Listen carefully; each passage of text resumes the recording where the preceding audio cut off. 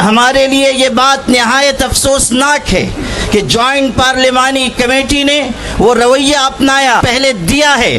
اس نے یہ واضح کر دیا کہ وہ امینڈمنٹ بل میں ترمیمات کے لیے سنجیدہ نہیں ہیں، بلکہ وہ کسی مخصوص ایجنڈے کے اوپر کام کر رہے ہیں.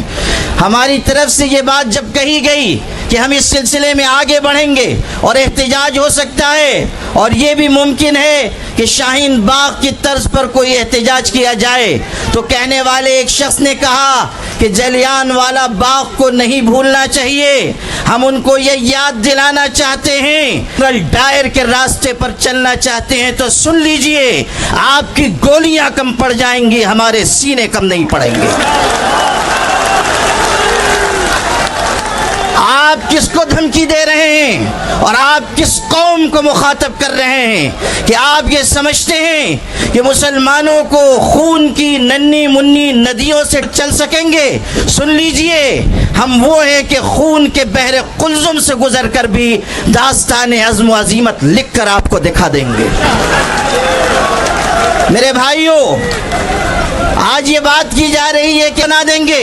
اس وقت کیا ہوا تھا میں یاد دلانا چاہتا ہوں. جب گولیاں چلائی گئیں تو وہاں پر ہندو بھائیوں کی، سکھوں کی، مسلمانوں کی لاشیں ایک دوسرے کے ساتھ ملی ہوئی پڑی ہوئی تھی. آج بھی ہم اسی راستے پر ہیں، اور آپ اگر انگریز کے راستے پر جانا چاہتے ہیں تو سن لیجئے، اتیاچار کرنے والے کبھی اس دنیا میں عافیت کے نہیں گزار سکتے. اگر آپ انگریزوں کا راستہ چننا چاہتے ہیں تو سمجھ لیجئے کہ آپ کا انجام بھی وہی ہوگا جو انگریزوں کا انجام ہوا تھا.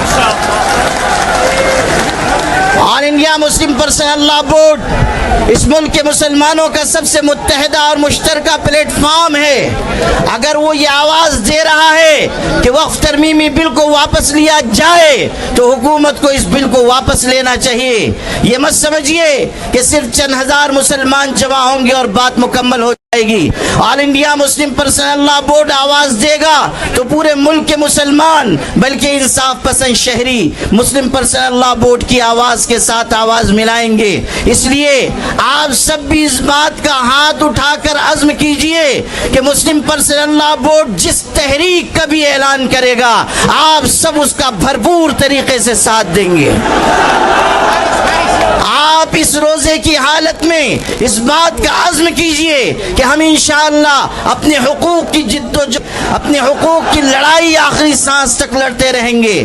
اس حقیقت کو ہمیشہ یاد رکھیے کہ اپنے حقوق کی آواز جتنی دیر سے اٹھائی جاتی ہے اتنی ہی زیادہ قربانیاں دینی پڑتی ہیں.